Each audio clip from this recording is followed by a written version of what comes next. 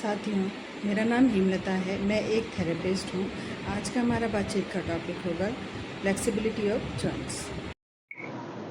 साथियों, हमारा शरीर एक मशीन है। अगर कई दिनों तक सही से काम कम या नहीं के बराबर लिया जाए तब दर्द पैदा होता है।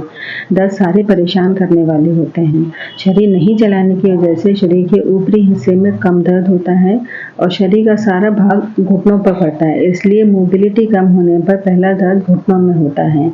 इस तरह का दर्द उम्र की वजह से नहीं होता है। वेस्टर्न कंट्रीज में मोबिलिटी बहुत कम है। कारण वहाँ की सभ्यता, जैसे कि वेस्टर्न कमोड का इस्तेमाल करना, डाइनिंग टेबल का इस्तेमाल करना, टेबल चेयर का इस्तेमाल करना और लास्ट में बेड में चले जाना।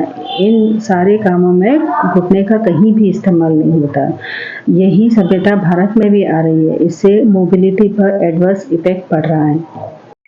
आप सोच कर देखिए, चप्पल, शूज़, पर्स, कपड़े की ज़िप ज़्यादा दिनों तक यूज़ नहीं करते हैं तो चप्पल, पर्स की आउटर लेयर झड़ने लगती है, ज़िप फंसने लगती है। इसी तरह नी जॉइंट्स होते हैं। यूज़ नहीं करेंगे तो मोड़ने में परेशानी होगी। नी जॉइंट के साथ में हिप जॉइंट तक भी ये पेन चला जाता है। किसान को खाना खाते हुए आपने देखा होगा, इस पोजीशन में आप बेडरूम में बैठ सकते हैं। जब जॉइंट्स का टेम्परेचर बॉडी के टेम्परेचर से कम हो जाता है तब हमें पेन फील होता है। यहाँ सिर्फ मोबिलिटी की ज़रूरत है। ये मोबिलिटी हम एक्सरसाइज व योगा के द्वारा भी ला सकते हैं, लेकिन हम यहाँ पर बात करेंगे एक्यूप्रेशर से इसका समाधान कैसे किया जाए।